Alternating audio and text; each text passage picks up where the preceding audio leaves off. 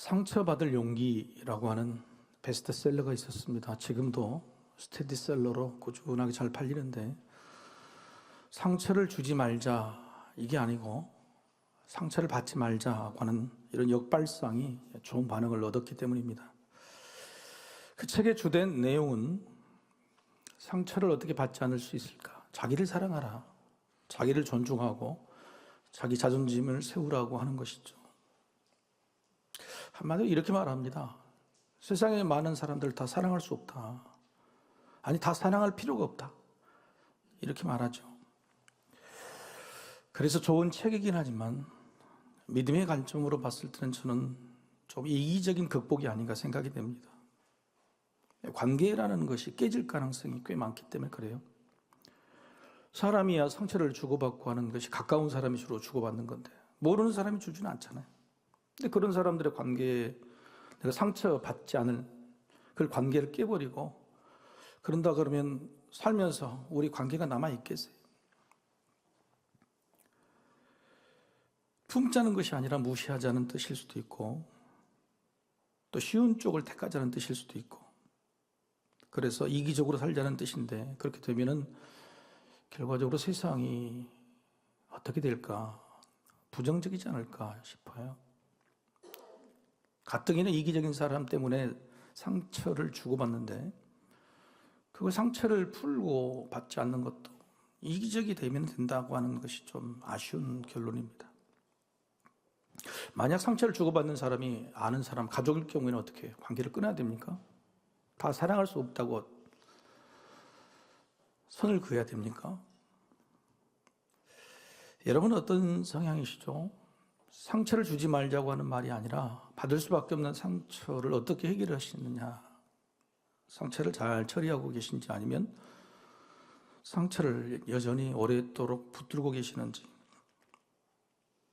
여러분, 시골에 있는 마을 회관, 마을 경로당에 가면 70, 80 되시는 어르신들의 대화가 대부분 옛날 이야기겠죠. 근데 옛날 이야기가 어떤 이야기겠습니까? 감사하고 행복하고 즐거운 이야기보다 상처받은 이야기 아닐까요? 내가 시집살이를 몇 년을 했는데 시동생한테 얼마나 힘들었는데 하는 이야기지. 근데 우리 인생의 가장 소중한 시간, 아까운 시간이 만약 그때가 될 때 우리는 평생토록 받았던 상처를 붙들고 상처를 말하는 그런 시간으로 인생을 마무리할 수 있을까? 상처는 풀어야 됩니다. 상처가 뭐든 즉시로 늘 풀 수 있어야 쌓이지 않죠. 덫이 나지 않습니다. 세상의 방법은 자기를 사랑하면 된다라고 이야기하지만, 그러면 믿음의 방법, 믿는 사람의 방법은 뭘까요? 어떻게 하면 믿음 안에서 상처를 풀 수 있을까? 오늘 본문을 이런 관점으로 살펴보겠습니다. 예수님께서 단단히 마음을 잡수셨습니다. 승천할 날, 다른 말로는 십자가에 달려 죽으실 날을 아셨다. 그래서 이제 공생의 3년을 마치고 예루살렘으로 유월절을 지내러 가시죠. 그런데 유월절을 서너 번 이렇게 지내셨지만은 이분은 달랐다. 굳게 결심하셨다. 마음을 굳게 잡수셨다고 하는 겁니다. 죽으러 간다. 죽음을 피하지 않고 당당히 맞서겠다고 하는 이 독특한 표현에 우리는 주목해야 돼요. 상처를 받을 각오를 하시는 거예요. 그런데 죽음을 각오하면 상처가 돼주겠습니까?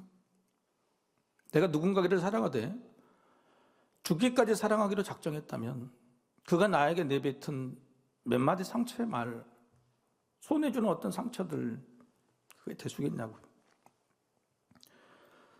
그래서 예수님이 굳게 결심하셨다고 하는 이 말씀에서 상처로 시작한 오늘 설교에 답이 있는지도 모르겠습니다. 예수님은 굳게 결심하고 출발하셨는데 제자들은 똑같이 십자가의 길을 가려는 이 순간에 어떤 마음이었을까? 저 북쪽 갈릴리에서 남쪽 예루살렘으로 가려면 가운데 있는 사마리아라는 땅을 통과해야 됩니다.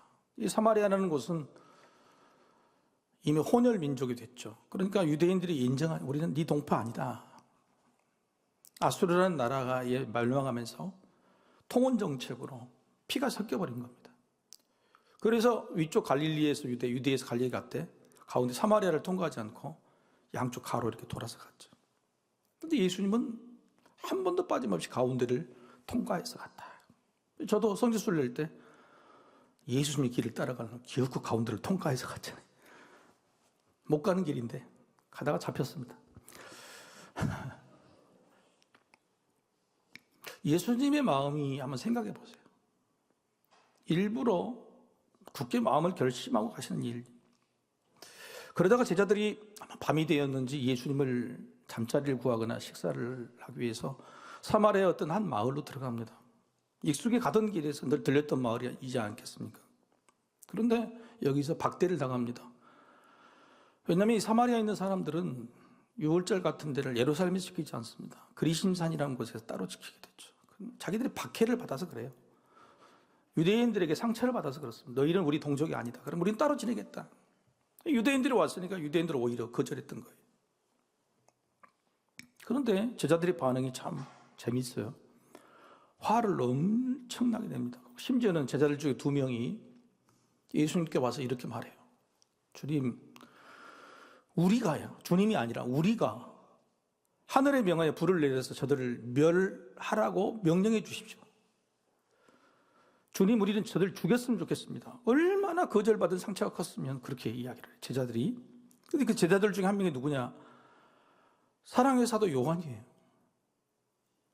아직 사랑이 없었던 것일까요? 아니면 사랑했지만은, 그래도 별명이 사랑이었지만은 사랑보다 상처가 더 컸을까요? 죽이자고 하는 거예요. 여러분, 거절당한 상처를 해결하지 못할 때 극단적인 반응이 나옵니다. 이 나라가 지금 그렇죠. 죽이자, 멸하자. 이거 뭘까요? 옳고 그름이 아니고요. 수없이 자기들이 받았던 상처들이. 그 상처들을 그때그때 해결하지 못해서 쌓이고 쌓였다가 문제가 생겼을 때 그 극단적인 반응이 나타나는 거예요. 여러분, 특별히 좋은 일을 했을 때 받은 상처가 더 큽니다. 그렇죠? 내가 나쁜 일이거나 평범한 일에 거절을 당했을 때 뭐 그러려니 하지만 내가 호의를 갖고 뭔가를 잘해주려고, 사랑해주려고, 품어주려고, 유익을 주려고 했는데 거절을 당했다. 제자들의 마음이 어떤 마음이었을까요? 지금 너희들이 우리를 무시해? 수많은 유대인들이 너희와 상종하지 않고 겉으로 돌지만 우리는 너희를 만나고 인정하고 위해주고 사랑하는 마음으로 늘 너희 곁에 지나갔는데 우리의 이런 호의와 선의를 너희가 무시해? 거절할 수 있어? 저도 그런 마음이었을 거라는 거예요. 제자들은 이걸 견디지 못한 거예요. 여러분, 한국 교회가 한국 지금 성도들이요, 이 딜레마에 있어요. 우리가 지난 140년 동안 한국을 위해서, 나라를 위해서 뭘 했는데 너희가 교회를 이렇게 대접해? 수많은 교회가 그래서 주차장을 개방했다고 닫아버려요. 좋은 일 했는데 오히려 상처를 받으니까, 거절당하니까 닫아버려요. 좋은 일 하다가 다 닫아버려요. 성도인 우리의 삶도요, 착한 마음으로 좋은 일을 하려고 살지만 자꾸 세상으로부터 거절을 당하면 마음이 문을 닫게 되는 거예요. 지금 우리가 그러고 있잖아요. 140년 동안 얼마나 좋은 일을 많이 했는데 세상에 우리를 비난해?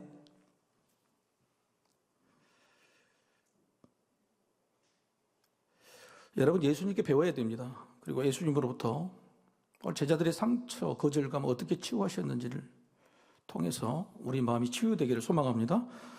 예수님은 보통 이럴 경우에 3가지로 위로를 하세요. 첫 번째는 손해가 아니다 그렇습니다. 너희가 베푼 선행이 저들에게 거절당하면 그 너희 것으로 돌아온다고 말씀하세요. 그러니까 너무 거절감 때문에 상처받지 말라. 오히려 너희가 이익이다라고 말씀하시죠. 두 번째는 뭐냐면 세상이 너희를 미워하는 게 아니고 나를 미워하는 것이다. 네 탓이 아니고 예수님 탓, 내 탓이다라고 말씀하세요. 비난의 화살을 자기에게 돌려주십니다. 감사하죠. 세 번째는 하나님이 세상을 택하신 게 아니고 우리를 택하셨기 때문에 저들이 우리를 시기 질투하는 것이다. 세상이 받지 못하는 하나님의 사랑을 우리가 받았으니 우리가 좀 품을 수 있지 않겠니? 우리가 좀 품어도 되지 않겠니? 라고 말씀하시는 거예요. 예수님의 상처 해결 방법들이 중에 하나, 이런 것들입니다. 오늘 본문에 제자들의 상처를 예수님 어떻게 치우셨을까? 여러분, 사마리아 사람들은 오래된 상처예요. 무려 700년 이상이 됐습니다. 혼혈 민족으로 같은 유대인이었지만은 대접받지 못하 거절당한 사람들, 사람 취급을 하지 않았어요. 700년 동안 상처 쌓이고 쌓인 상처였습니다. 여러분, 제자들도 마찬가지였어요. 제자들도 갈릴리 지역에 있는 사람, 그것도 갈릴리 지역에서 못 사는 어부 출신들이에요. 여러분, 갈릴리 사람들은 예루살렘에 와도요, 거처가 따로 있어야 돼요. 성 안으로 들어가지 못합니다. 그런 천대받고 사는 사람들, 그런 사람들의 오래된 상처, 치유되지 않았던 것이죠. 근데 서로 거절하고 거절당할 때 바로 이런 것들이 불을 내려서 죽여버렸으면 좋겠다, 멸했으면 좋겠다라고 하는 극단적인 방법이 나타나게 된 거예요. 그래서 예수님은요, 제자들의 이 상처, 믿음의 문제를 근본적으로 해결해 주시려고 했습니다. 일단 제자들의 화를 좀 오어워 달래시죠. 그래서 대답을 안 하세요. 그런데 본문에는 뭐라고 표현되냐면 꾸짖으셨다 그래요. 꾸짖으셨다. 주님, 하늘에서 불을 내려 저들을 멸했으면 좋겠습니다, 죽이고 싶습니다는 말에 주님께서 꾸짖었다, 꾸중하셨다는 겁니다. 그런데 이 꾸중하셨다, 에피티마오라는 이 단어는요, 주님께서 자주 사용하셨는데 사람들에게 주로 안 쓰셨어요. 바다와 풍랑을 꾸짖으셨다, 귀신 들린 사람, 귀신을 향해 꾸짖으셨다, 사탄을 꾸짖으셨고 질병을 꾸짖으실 때 에피티마오란 말을 썼어요. 사람은 그렇게 하죠. 유일하게 쓴 용어가 언제냐면은 베드로가 예수님이 누구시냐고 물어볼 때 대답을 잘합니다. 예수님이 다시 십자가 달려 또 죽으신다고 그러니까 절대 죽으시면 안 된다고, 내가 말리겠다고 그러니 그때 예수님이 베드로에게 뭐라고 하냐면 사탄아 물러가라 할 때 꾸짖으셨다, 에피티마오라는 단어를 써요. 이때는 여러분 베드로를 꾸짖는 겁니까? 베드로를 유혹하는 사탄을 꾸짖는 겁니까? 사탄을 꽂는 거죠. 여러분, 이 말씀이요, 예수님께서 제자들 꾸짖으셨다고 하는 말씀 뒤에 사실은 다른 사본에는 두 개의 문장이 있어요. 오늘 우리의 성경책에는 그게 빠져 있는데, 첫 번째 문장은 뭐냐면 너희 영혼, 너희 정신이 지금 어떤 마음인지 모르겠구나 하는 거예요. 그러니까 베드로를 꾸짖었을 때 베드로를 꾸짖는 게 아니라 사탄이 네 영혼을 지금 유혹하고 있다고 하는 그런 심령으로 그 영혼을 사랑하는 마음으로 말씀하셨듯이, 죽였으면 좋겠으면 죽이고자 하는 제자들에게 너희 영혼이 지금 사탄에게 유혹받고 있구나. 예수님은요, 상처를 영혼의 관점에서 보신 거예요. 영혼 치료예요. 우리의 상처는요, 우리 영혼 깊숙이 자리를 잡고 있어요. 그래서 상처라는 문제랄지 상처라는 본질이나 일 가지고 접근해서는 안 되고요, 상처를 쉽게 받는 그 영혼, 그 영혼을 건드는 사탄의 역사라는 관점에서도 볼 수 있어야 되는 거예요. 예수님 지금 그런 관점으로 제자들을 본 겁니다. 그리고 나서 예수님이 그냥 꾸짖고 그냥 지나가십니다. 아유, 네 마음이, 정신이, 영혼이 지금 어떻게 되는지 모르겠네, 걱정하고 나가세요. 길을 그냥 떠나세요. 말씀을 안 하세요. 그리고는 지나가다가 3명의 사람과 대화를 하십니다. 제자들을 꾸짖고 제자들과 대화를 통해서 상처를 치유해 주셔야 되는데 그렇지 않아요. 오히려 제자들은 옆에서 듣고 가라고 그러고 다른 서기관들과 또 다른 제자가 되려고 하는 예배의 제자들 3명과 대화를 통해서 오히려 제자들의 상처를 만져주시는 거죠. 딸이 학교에 가서 큰 상처를 받고 왔어요. 집에 와서 펑펑 울어요. 그리고 여러분 같으면 어떻게? 앞에다 앉혀놓고 누가 그랬냐, 썩일 놈 죽일 놈 내가 가서 어떻게 해, 이렇게 따지죠. 근데 여러분, 상처를 받은 사람은 상처를 끄집어내는 건 또 엄청난 상처를 받는 거예요. 이 부모가 현명하게 그렇지 않은 거예요. 딸이 상처를 받았으니까 옆에서 남편이 아내에게 여보, 어떻게 저렇게 이쁜 딸을 낳았어? 나는 저 딸 때문에 너무너무 좋아. 삶이 그냥 행복해. 희망이 생겨. 딸이 듣도록 부모가 대화를 하는 거예요. 남의 대화를 통해서 딸의 상처가 치유되는 방법. 저는 이 부분에서요, 예수님이 너무너무 좋아요. 우리가 죄를 짓고 때때는 상처를 받았는데 또 다른 2차적인 상처를 받지 않도록 일부러 후벼파지 않으세요. 묻지도 않으세요.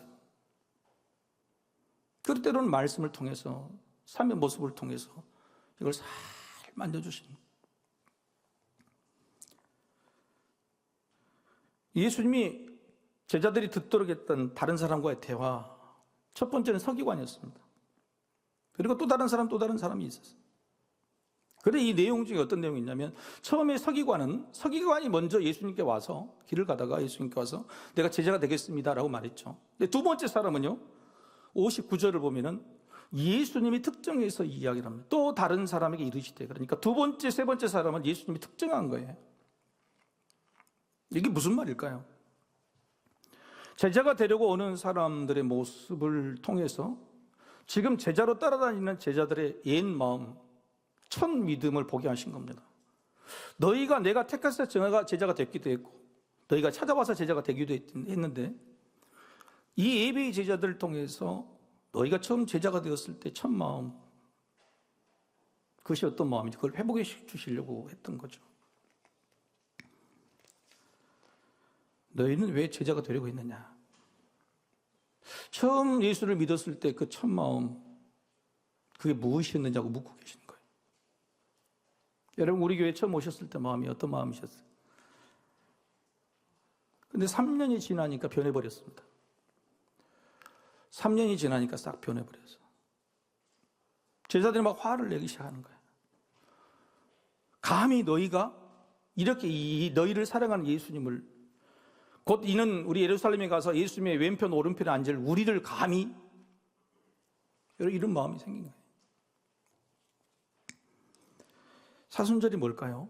사순절은 첫 마음과 첫 믿음을 회복하는 시간이에요. 예수님을 처음 믿기 시작했을 때 감격이 만났을 때 그걸 회복하는 거예요. 자신이 악해지고 더러워지고 변해버린 그것들을 돌아보는 시간이에요. 여러분, 지금 우리에게 이런 첫 마음, 첫 믿음이 남아있을까요? 예수님이 왜 이게 주목하시냐면, 그게 없으면 끝까지 못 가니까 그래요.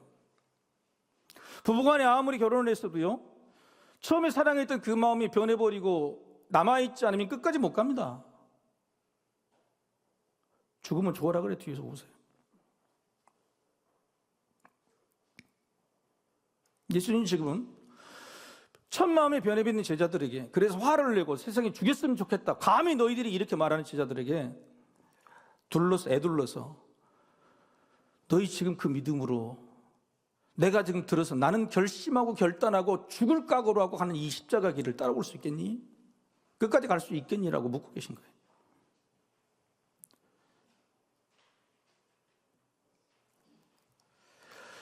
평생 식당 일을 하다가 하루도 쉬지 못해서 결국 병이 난 부부가 있었어요. 30년 만에 처음으로 신혼여행 갔던 제주도로 여행을 둘이 떠났습니다. 자식들에게 식당을 맡겨놓으니까 첫날 첫 차 안에서 두 부부가 싸웠어요. 아내가 남편에게, 여보, 자녀들이 잘하고 있으니까 전화 한번 해볼까? 남편이 뭐라 그럴까요? 냅둬 불어. 말하면 돼. 어쨌든 전화하지 말고 그냥 우리끼리 좀 재밌게 즐겁게 지냈어요. 또 가다가 또 아내가 또 그래도 한번 전화해보고, 둘이서 싸우게 되는 거예요. 여러분, 여행 떠나서 싸운 적 있습니까? 없습니까? 없는 것처럼 그렇게. 이럴 때 하는 방법들이, 해결하는 방법이 첫 번째는 뭐냐면은 바로 그냥 표 끊고 다시 돌아오는 겁니다. 예, 때려치우고. 그런 적 있죠? 이게 1번이에요. 2번은 뭐냐면은, 그만 싸우세요. 이왕 왔으니까 비행기 값도 아깝고 호텔 값도 아까운 게 3박 4일 동안 그냥 이따 가세요. 말 한 자리도 안 하고 3박 4일 동안 찡찡하니 이따 가는 거예요. 2번. 3번은 뭐냐면은 바로 차를 세웁니다. 그러놓고 우리가 이걸 풀고 가야 된다고. 지금 마음이 풀 마음이 아닌데 억지로 지금 풀고 가야 된다고. 베리면 안 된다고. 그렇게 억지로 풀려고 하는 사람. 3번. 자, 여러분 1번, 2번, 3번 중에 몇 번이? 대답들 안 하세요. 예수님은 4번이에요. 모든 정답은 사지선다형 4개. 예수님 뭐냐면은 1번도 아니고 2번도 3번도 아니고 풀어주대 가면서 이렇게 말하는 겁니다. 여보, 우리가 신혼여행 때 왔던 유채꽃이 참 아름다운데 지금 당신 얼굴이 더 예쁜 것 같아.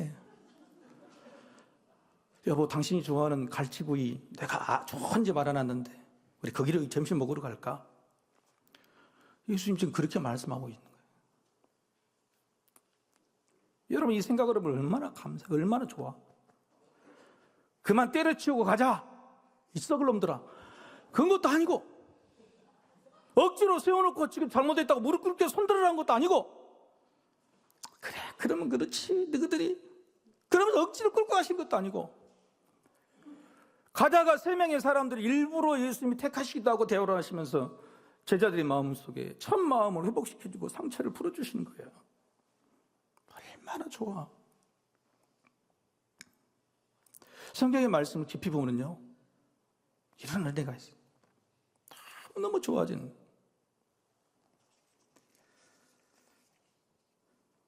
상처는 반드시 풀고 가야 돼요. 어떻게 푸느냐? 예수님처럼 풀어야 된다. 55절에 제가 2개의 숨겨진, 오늘 본문에 안 나와 있는 다른 사본에 2개 문장이 있다고. 첫 번째는 너희가 왜 이런 정신으로 이런 영혼으로 이렇게 이야기를 했느냐. 두 번째는 뭐냐면 바로 이 말씀이에요. 인자는, 같이 한번 읽어볼까요? 시작. 인자는 사람의 생명을 멸하러 온 것이 아니고 구원하러 왔다고 하는 말씀이 숨겨져 있어요. 이게 무슨 뜻이에요? 나는 세상에 내려올 때의 첫 마음을 잊지 않았다고 하는 거예요. 33년이 지나도 나는 세상 사람들을 심판하거나 멸하러 온 게 아니고 나는 구원하러 왔다고 하는 사실을 한 번도 잊은 적이 없다고 말씀하시는 거예요. 그런데 너희들은 불과 3년 됐는데 잊어버리는. 내가 너희를 택했을 때 고기 낚는 어부가 아니라 사람 남는 어부라고 불렀는데 저 사람들이 네 마음에 들지 않는다고 죽이자고 말하는 거예요. 예수님은 이 땅에 내가 처음 내려왔을 때 첫 마음을 잊지 않고 있다. 성도 여러분을 택하셨을 때 그때 그 잡수셨던 첫 마음이 변하지 않고 잊지 않고 계시다라고 말씀한 겁니다. 제자들, 너희가 3년이 지나도 나의 마음에 안 들지라도 난 너희의 상처를 치러주고 끝까지 내가 가는 십자가의 길을 갈 수 있게 만들겠다. 너희를 사랑하는 마음 변치 않았다고 말씀하고 계시는 거예요. 여러분, 우리는 주님을 만난 신부라고 그러죠. 신랑이 오실 것을 기다리는 거예요. 근데 신랑을 사랑하는 마음이 사라졌다면 어떻게 그 결혼을 할 수 있겠어요? 어떻게 혼인잔치에 참여할 수 있겠어요? 사순절은 주님을 만난 신부가 다시 되는 겁니다. 막 기뻐하고 기대하고 다시 뜨거워지는 시간. 예수님이 제자들의 첫 마음을 회복하는 방법이 뭘까? 제자가 되겠다고 찾아온 서기관에게 이런 대답을 해주세요. 58절이죠. 같이 한번 읽어보십시다. 자, 시작. 예수께서 이르시되 여우도 굴이 있고 공중의 새도 집이 있으되 인자는 머리 둘 곳이 없도다 하시고. 이게 무슨 말씀입니까? 우리가 대접받으려고 이 땅에 온 게 아니단 말이에요. 제자들아, 들으라고 하는 소리. 네가 나의 제자가 된 것은 네의 모든 삶의 터전을 다 버리고 나를 따른 거잖아. 그때 그 마음은 성공하려고 대접받으려고 따른 게 아니었잖아. 여러분, 서기관이 누굽니까? 지금 같으면 고시 합격한 사람입니다. 행정고시. 세상에서 성공하고 심지어는 부도 명예도 심지어는 자기 자식들까지도 그 자리를 이어서 받아가는 사람이에요. 예수님이 이 서기관이 오니까 뭐라고 했냐면, 나를 따르는 길은 대접받는 길이 아닌데 이렇게 거절당하고 요거도 먹고 화가 나는 길인데 갈 수 있겠니? 서기관에게 하신 말씀이지만 제자들에게 예전에 첫 마음은 넌 그렇지 않았잖아. 그렇게 알려주신 거예요. 또 다른 대화를 일부러 이어가십니다. 예수님이 택하셨어요. 두 번째는, 그렇죠? 59절 보면 또 다른 제자에게 이르시되. 그런데 어떤 제자를 택했냐면 방금 아버지가 돌아가셨어. 아버지가 돌아가신 제자를 일부러 예수님께서 택하셔서 제자가 되었느냐 묻습니다. 그럴 때 네, 그런데 제 아버지 장례를 치르고 와서 예수님 따르겠습니다. 안 된다. 지금 따르라. 또 다른 제자에게도 말씀하니 그 제자도 작별 인사라고도 하게 해주세요. 안 된다. 여러분, 예수를 따르는 것이 인간의 도리도 하지 말아야 되는 그런 일입니까? 그런 것마저도 다 가족을 버리고 해야 되는 겁니까? 신천지처럼? 여러분, 이게 그런 말씀이 아닌 거예요. 인간의 도리를 지키지 말라는 것이 아니라 오늘 본문의 마지막 말씀처럼 뒤를 돌아보지 말라는 거예요. 뒤를 돌아보지 마요. 왜 그럴까요? 여러분, 상처가 상처가 되는 것은요, 자꾸 그거 헤매고 뒤집고 또 뒤를 돌아봐 생각해서 상처가 되는 거예요. 내가 누구한테 한 대 맞았는데 잊어버렸어. 그러면 상처 안 돼요. 근데 집에 가서 또 생각해봐. 그 다음 날도 또 생각해보고 한 달쯤 있다가 또 생각해. 그럼 상처가 되는 거예요. 뒤를 돌아보면 상처가 되지 뒤를 돌아보지 않으면 상처가 안 되는 거예요. 누구나 갖고 있는 다 상처입니다. 사마리아인들도 제자들도 다 갖고 있는 상처예요. 내가 예수를 처음 따랐을 때 그 상처를 내가 치료해 주겠다고 하지 않았느냐? 그런 것 감안하고 다 버리겠다고 하지 않았느냐? 왜 자꾸 뒤로 돌아봐서 너희들이 받은 상처 자꾸 뒤지고 심지어는 그 마음이 죽여버리겠으면 좋겠다고 상처의 거절감에 이런 방어 기제들이 이렇게까지 나오게 되는 거냐? 뒤를 돌아보지 말라고 하는 거예요.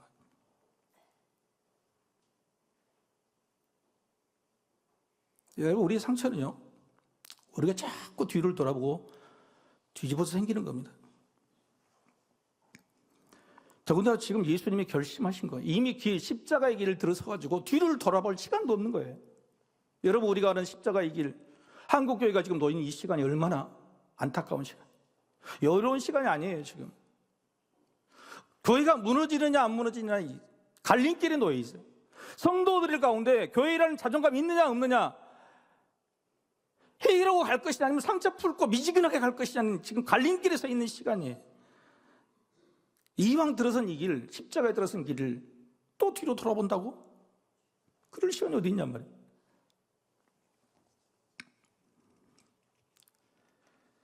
그래서 아버지 장사도 지내지 말고 작별 인사도 하지 못하게 하신 거예요.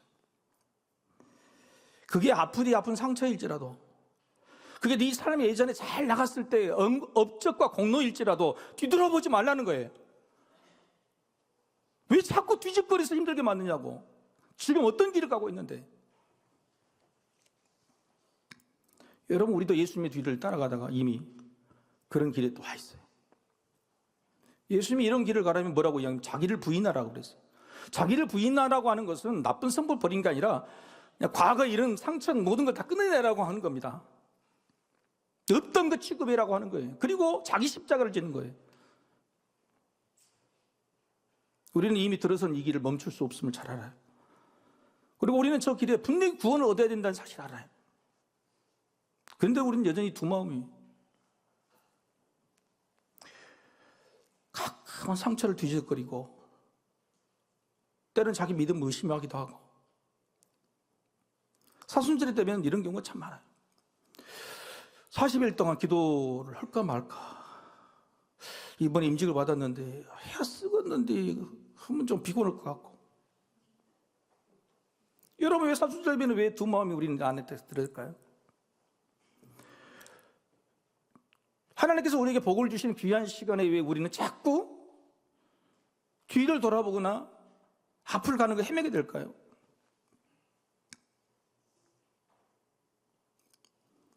예전에 제가 설교 중에 애화로 들었던 실화, 얼라이브라는 영화로 만들어졌죠. 1972년에 우루과이 대학교 럭비팀이 비행기를 타고 가다가 안데스 그 설원에 추락합니다.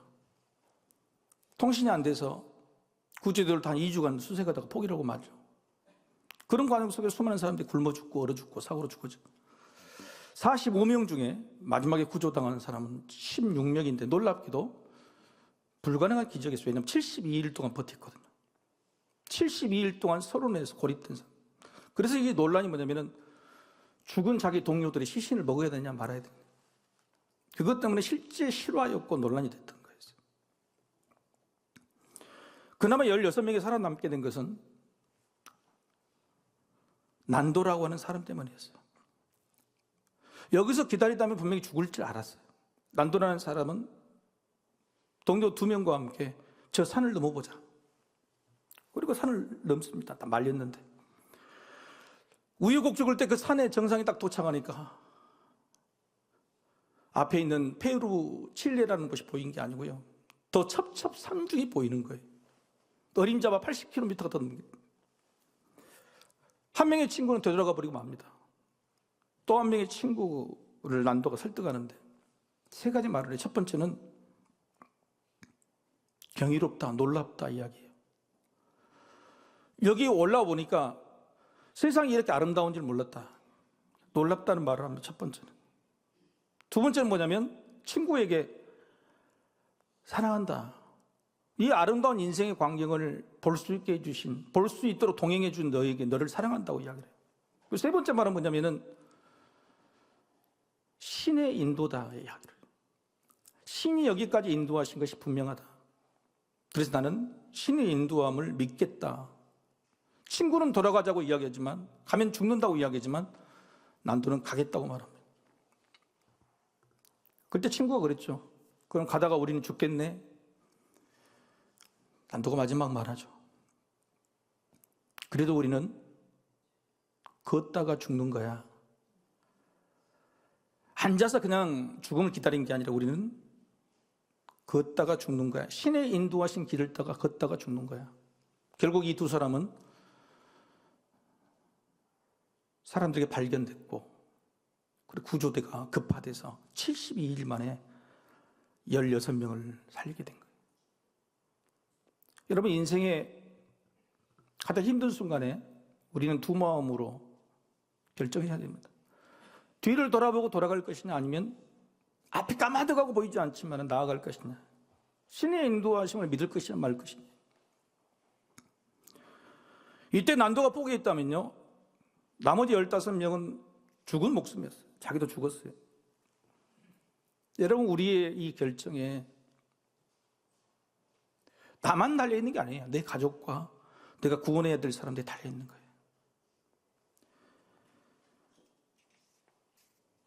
사람도 2 마음을 품으면 자기보다 불편해요. 예배를 드리면서 늘 2 마음 품고, 기도를 하면서 2 마음 품고,